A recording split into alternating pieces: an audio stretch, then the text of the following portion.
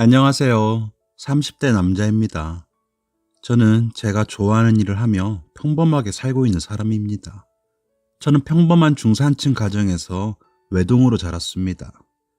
저의 악몽 같았던, 아니 지옥과 천국으로 갔던 저의 지난 3, 4년 동안의 시간들에 대해 말씀드리려 합니다. 저는 대학 졸업 후 일본 유학을 다녀와서 30대 초반 국내 IT 회사에 취직했습니다. 저는 30대 초반까지는 모든 것이 순조로운 인생을 살았습니다.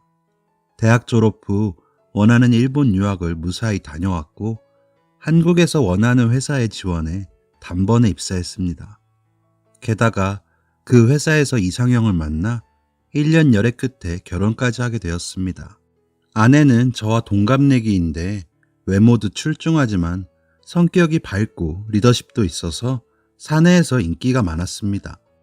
그런 아내가 제 여자가 되어서 저와 연애를 하고 결혼을 하게 되는 달콤한 시간들이 모두 꿈만 같았습니다. 저희는 결혼한 지 약 6개월 정도 되었을 때 본격적으로 아기를 갖기 위해 준비를 시작했습니다. 저는 지금 생활에 충분히 만족했고 아기 갖는 일은 급할 것이 없다고 생각했는데 아내는 한 살이라도 어릴 때 빨리 아기를 갖고 싶어 했기 때문에 회사에 사직서를 내고 집에서 몸조리하며 프리랜서로 일하고 싶어 했습니다. 저는 전적으로 아내 뜻에 따랐습니다. 아내가 회사 일을 그만두고 정기적으로 산부인과 검진을 받으러 다니며 몸 상태를 체크하던 중 병원에서 남편과 함께 내원하라고 했다고 하더군요. 저는 조급해하는 아내를 위해 뭐든 함께 노력하는 성의를 보여야겠다라는 생각에 두말하지 않고 바로 예약을 잡아서 함께 검진을 받으러 갔습니다. 그때 제가 감정자증이라는 것을 알게 되었습니다. 지금 생각해도 그날 제 기분은 말로 표현하기가 어렵습니다. 돌아오는 차 안에서 저희는 서로 아무 말도 안 했었죠. 아기를 빨리 갖고 싶어서 회사까지 그만두고 노력하고 있는 아내에게 너무 미안해서 한동안 아내 눈을 제대로 쳐다볼 수가 없었습니다. 남자로서 자신감도 너무 떨어졌습니다. 아내도 적잖게 놀란 눈치였지만 저희는 그 문제에 대해 딱히 이야기하진 않았습니다. 저는 비뇨기과 시술과 시험관 시술을 해가면서 남자에게 좋다는 온갖 한약을 다 먹어가며 노력했습니다. 하지만 번번이 임신하는 데에는 실패했습니다.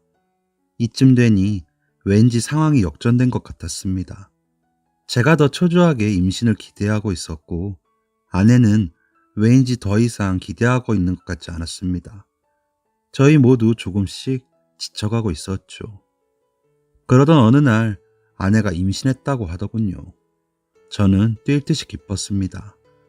아내가 제 아이를 임신했다는 사실 자체도 기뻤지만 뭔가 이제부터는 제 스스로 떳떳해질 수 있겠다는 생각도 들었고 답답했던 것들이 후련해지는 기분이었습니다. 아무튼 저희는 행복한 나날을 보냈습니다. 아내는 매우 조심해가며 생활했고 저도 아내에게 도움이 되는 일이면 뭐든지 다 해주고 싶은 마음이었습니다. 무슨 일이 있어도 칼퇴근을 했고 집안 청소와 장보기 등 아내를 위해 뭐든 할 수 있는 것을 다 하며 행복한 시간을 보냈습니다. 한 번은 제가 아내에게 서프라이즈 이벤트를 해주고 싶어서 꽃을 준비해서 아내 병원을 찾았습니다. 아내가 병원 가는 시간에 맞춰서 몰래 병원을 방문했던 거였죠. 평소에 직장일이 바쁘다는 핑계로 병원에 함께 가주지 못했던 것이 내심 마음에 걸리기도 했고요. 하지만 저는 그곳에서 충격적인 장면을 목격하게 되었습니다. 저의 아내는 외간 남자와 함께 있더군요. 저는 손에 힘이 풀려 들고 있던 꽃다발을 땅에 떨구고 말았습니다. 제 눈에 들어온 광경은 어떤 남자가 아내의 손을 꼭 붙잡고 함께 앉아있는 것이었습니다. 누가 봐도 그 남자가 그녀의 남편 같아 보였습니다. 제가 꽃을 툭 하고 떨구자 대기실의 모든 사람들의 시선이 저에게 쏠렸고 이내 아내가 저를 발견하고는 놀랐습니다. 그 남자는 정황상 제가 남편이라는 것을 눈치채고는 안절부절해 하더군요. 저는 목구멍까지 고함이 올라왔지만 산모들이 있는 병원에서 소리를 칠 수 없어 아내에게 집으로 돌아오라는 제스처를 한 뒤 차에 올라타서 집으로 향했습니다. 집으로 오는 차 안에서 저는 아이가 혹시라는 마음도 들고 그러면서도 아닐 거야, 아니겠지 하기도 하고 1초에 수십 가지의 생각이 머릿속을 들락날락했습니다. 저는 운전을 어떻게 했는지도 모르게 멍한 상태로 집으로 왔고 아내도 뒤따라 들어왔습니다. 저는 집에 도착해서 냉수를 2잔 연속으로 벌컥벌컥 들이켰습니다. 저는 무슨 말부터 꺼내야 할지 몰라 머리가 복잡했습니다.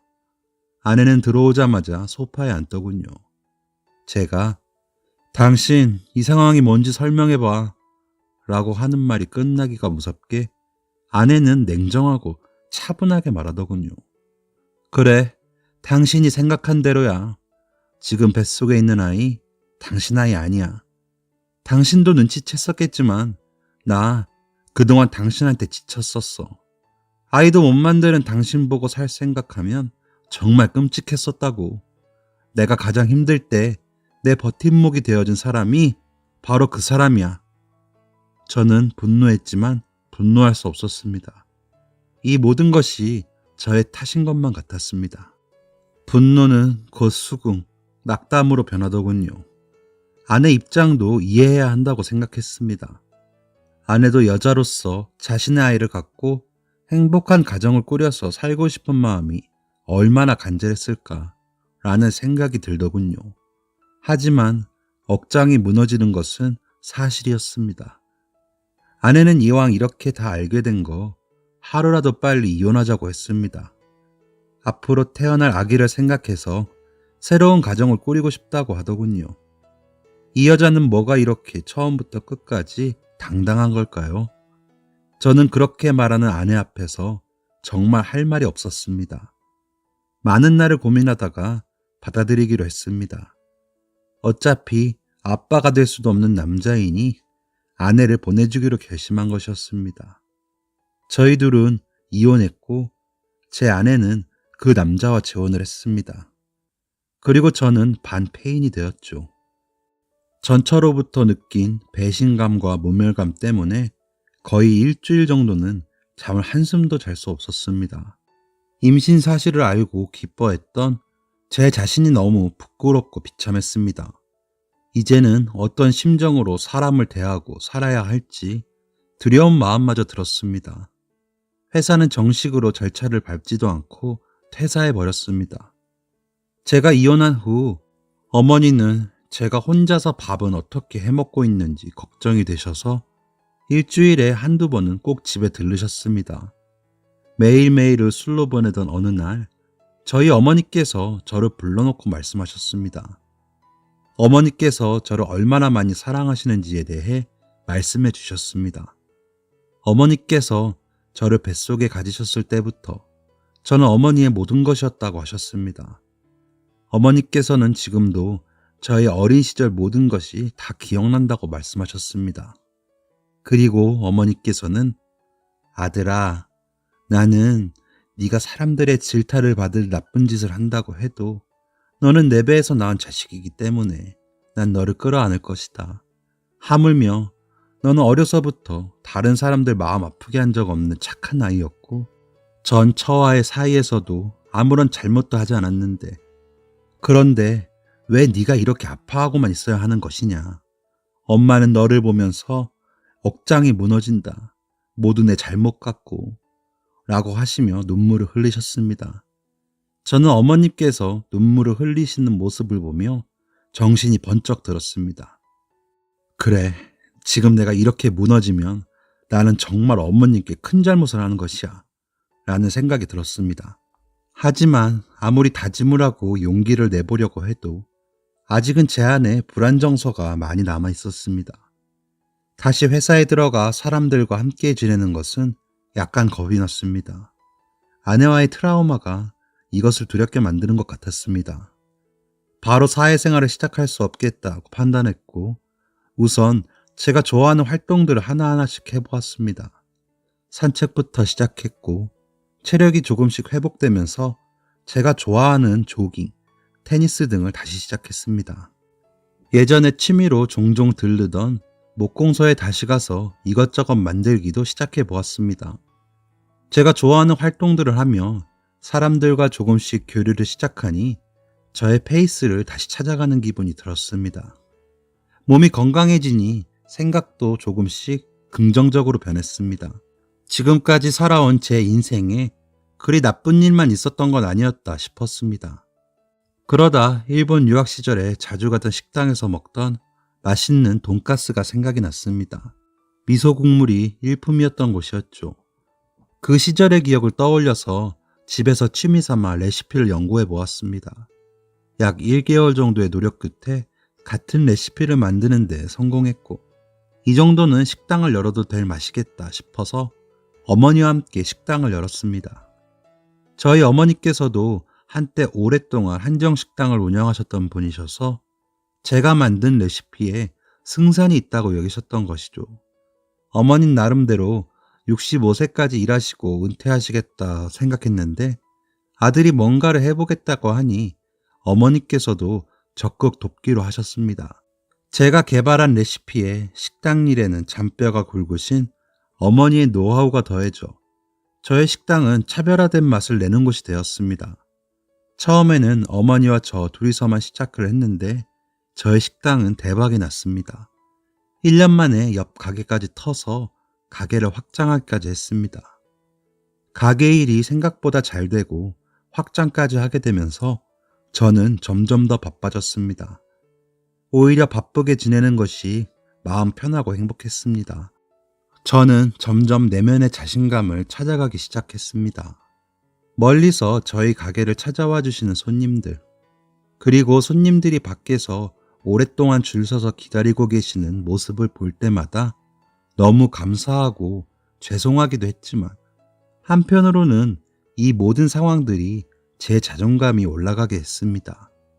더 이상 저는 초라하고 무능력하지 않고 제 일에 대한 자부심을 갖고 있는 사람으로 변해가고 있었습니다.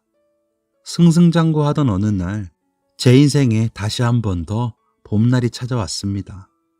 늘 가게에 아이를 데리고 오던 여자분이 있었는데 아이는 5살 난 남자아이였고 저는 그 아이를 참 예뻐했습니다. 그 아이는 인사도 엄청 깍듯하게 하며 식당에서 절대 시끄럽게 하는 법이 없었습니다. 어린아이인데 불구하고 자신의 엄마 그리고 윗사람들에게 존댓말을 곧잘하는 예의 바른 아이였습니다. 그래서 저희 어머니도 그 아이를 예뻐하셨습니다. 하지만 사실 저는 그 아이를 볼 때마다 제가 아빠가 되어 있다면 저 나이와 비슷한 아들이 있었을 텐데 하는 생각을 가끔 하고는 했었습니다. 아이 엄마는 당차고 씩씩한 스타일이었고 진국인 사람이었습니다. 그녀의 남편은 건설 현장에서 일하다가 아들이 태어나던 해 현장에서 사고로 목숨을 잃었다고 했습니다. 그 후 혼자 아들을 억척스레 키우고 있었습니다. 아이 엄마와 저는 처음에는 그냥 평범한 손님이었지만 어느새 친해지게 되었습니다. 아이 엄마는 가게에 들를 때마다 각종 음료수며 자양강장제 같은 것들을 챙겨왔고 더운 날엔 팥빙수를 사오기도 했습니다. 처음에는 단골 손님이 저를 챙겨주시는 것에 고마움을 느꼈습니다. 저도 가끔 지나다가 장난감이 보이면 아이의 것을 사기도 했습니다. 하루는 아이가 저에게 이번 주 토요일에 유치원에서 발표회를 하는데 삼촌이 와주시면 좋겠어요 라고 하더군요. 저는 제가 가도 되나 싶기도 했지만 아이가 저렇게 해맑게 얘기하니 그 자리에서 당장 가겠다고 약속을 해버렸습니다. 그렇게 저는 아이와 아이 엄마와 가까워지다가 아이 엄마와 연애를 하게 되었습니다. 아이 엄마가 먼저 고백해서 시작된 거였죠. 제가 먼저 고백하지는 못할 테니 아이 엄마가 저를 배려해서 먼저 고백해 준 것이었죠. 저는 아이 엄마와 그동안 각자가 살아온 이야기를 하면서 제 마음이 많이 정돈되는 느낌을 받았습니다. 저는 사실 새로운 사랑을 시작한다는 것 자체가 두려워서 많이 망설였습니다. 이 인연이 끝까지 좋은 관계로 갈 수 있을까? 결국 서로에게 상처를 남기고 끝나는 것은 아닐까? 하는 부정적인 생각이 계속 드는 것은 어쩔 수가 없었습니다. 하지만 그녀는 마치 친구처럼, 누나처럼 저의 마음을 계속 이해하고 기다려주었고 따뜻하게 품어주었습니다.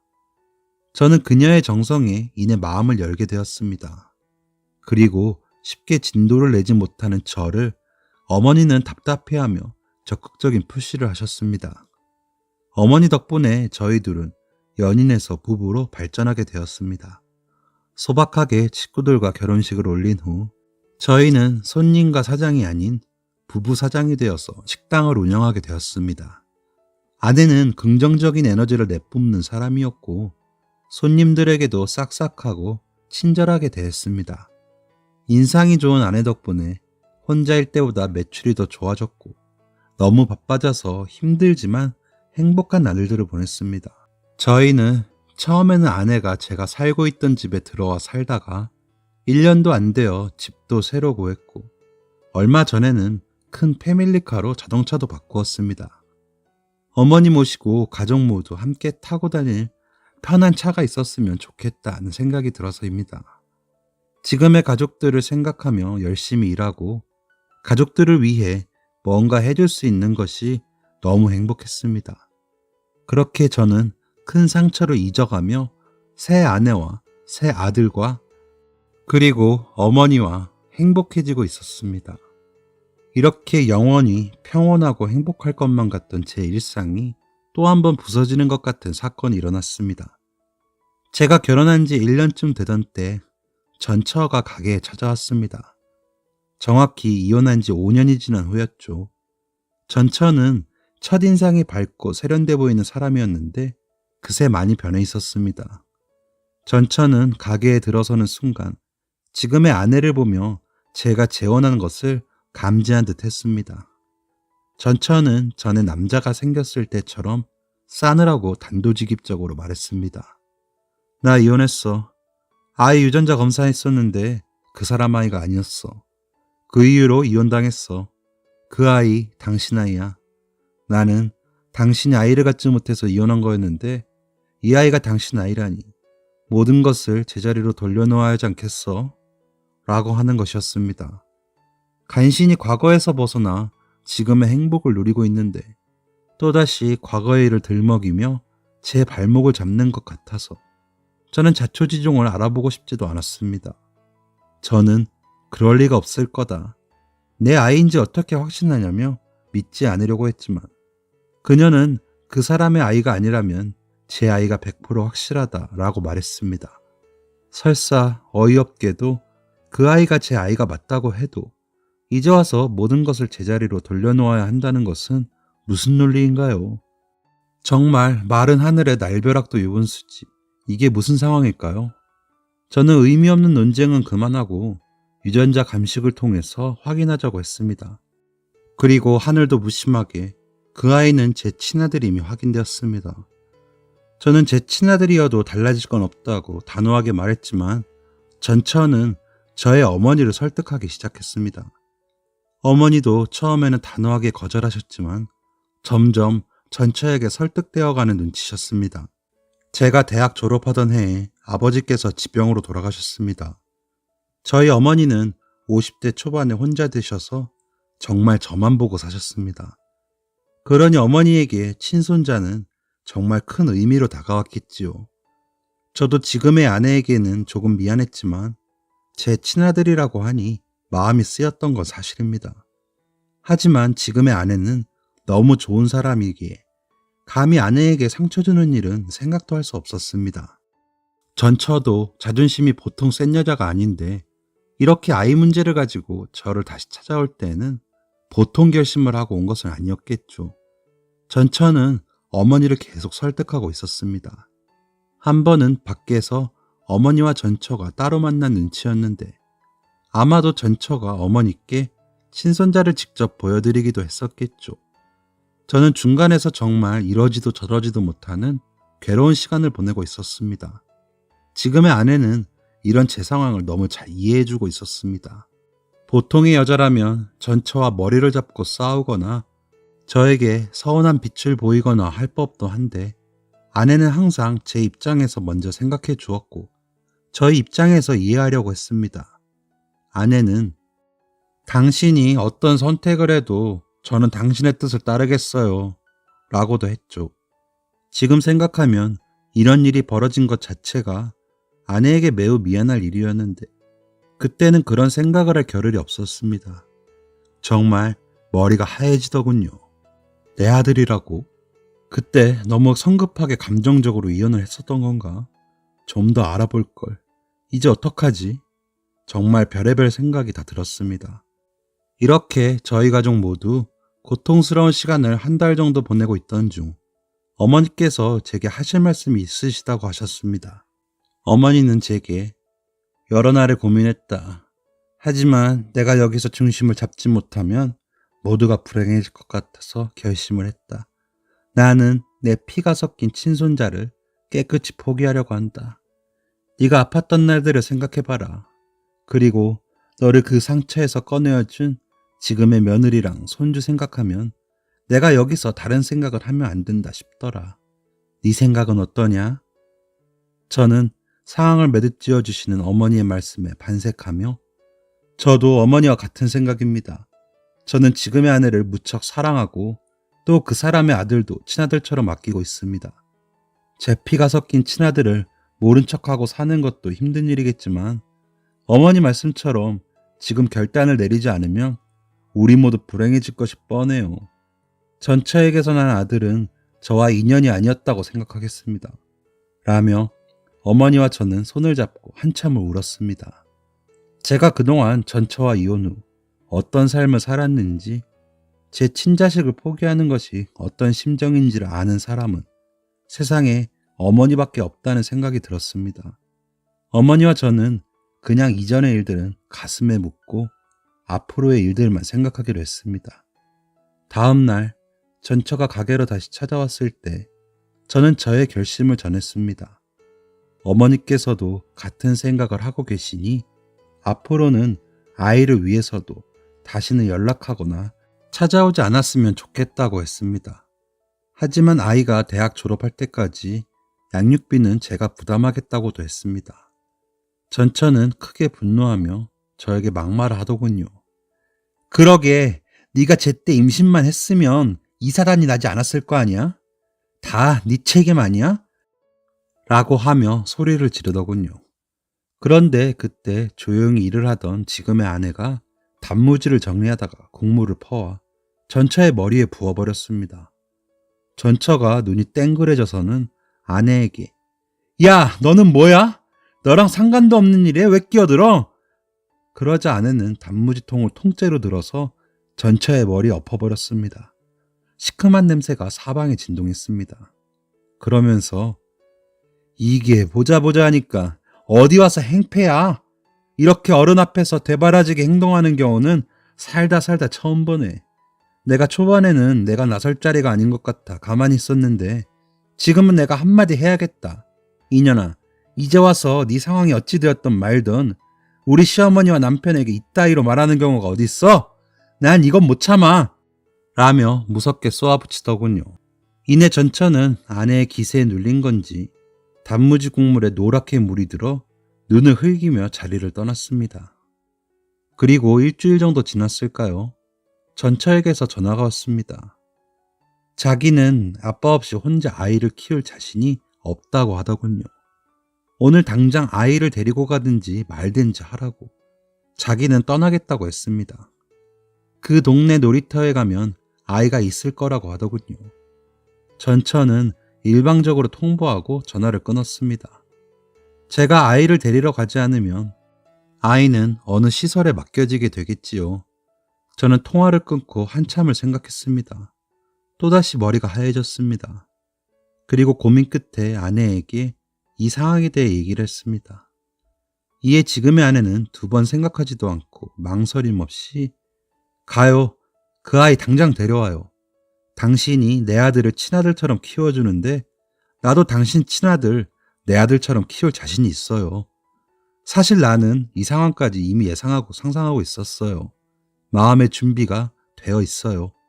라면서요. 제가 전처에 전화를 받은 건 오후 8시경이었는데 저희들은 9시경에 서둘러서 1시간 만에 가게를 마무리하고 그 놀이터로 달려갔습니다. 혹시 이미 사라져버렸으면 어쩌지 하는 생각을 하며 급하게 찾아갔습니다. 이렇게 되고 나니 갑자기 제 아이에게 미안한 마음이 북받쳤습니다. 전처가 찾아왔을 때 내가 단번에 거절했다는 것을 이 아이가 알면 얼마나 상처를 받을까 하는 생각도 들었습니다. 다행히 아이는 전처가 말한 그 놀이터에 저녁 늦은 시간까지 홀로 앉아 있었습니다. 그때 시간은 이미 저녁 10시를 향하고 있었습니다. 아무도 없는 어두운 놀이터에 홀로 앉아 있는 아이를 보니 얼마나 마음이 쓰리고 아프던지요. 전처가 아이에게 뭐라고 말했는지는 모르지만 아이는 저를 보고 경계하지는 않았습니다. 이 상황을 받아들이는 눈치였습니다. 아내는 아이를 따스하게 안아주었습니다. 그리고 외투를 벗어주었습니다. 가엾고 불쌍하다며 눈물을 흘리더군요. 집으로 가는 차 안에서 아내는 아이에게 다정한 말투로 이것저것 말을 걸었습니다. 밥은 먹었는지, 몇 시부터 놀이터에서 놀고 있었는지. 저희는 우선 집에 데려가서 아이에게 밥을 먹이고 따뜻한 물에 씻기고 재웠습니다.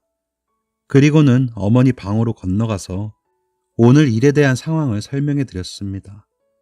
오늘 전처 전화를 받고 급하게 움직이느라 어머니께 의논드릴 여유 없이 저희끼리 결정하게 되었다고도 말씀드렸습니다. 어머니께서도 그동안 내심 손자가 마음에 걸리셨는지 만감이 교차하시는 표정이었습니다. 이 일이 이렇게 되었으니 나는 이 일을 하늘의 뜻이라고 생각하겠다. 하지만 나는 내가 죽을 때까지 손자들을 공평하게 대하겠다. 라고 하시더군요. 그리고 저희들에게도 너희들도 내 마음과 같다면 꼭 그렇게 하거라. 라고 하셨고 그날 밤 저희 셋은 서로에게 약속을 했습니다. 두 아이에게 똑같이 사랑을 베풀며 잘 키우겠다고 스스로에게도 다짐을 했습니다. 그렇게 저희는 네 식구가 되었고 지금은 변호사님의 도움을 받아 아이를 제 호적에 올리기 위해 준비 중입니다. 이후 전처는 다시 연락이 오지는 않았습니다. 난임으로 애를 갖지 못해 힘들었던 제가 졸지에 두 아들의 아빠가 되었습니다. 지금처럼 행복한 아빠, 행복한 남편으로 살 수 있도록 기회를 준 지금의 아내에게 감사해야 하며 더 노력하며 살고 있습니다. 지금까지 긴 이야기 들어주셔서 정말 감사합니다. 모두 행복하시고 늘 건강하세요.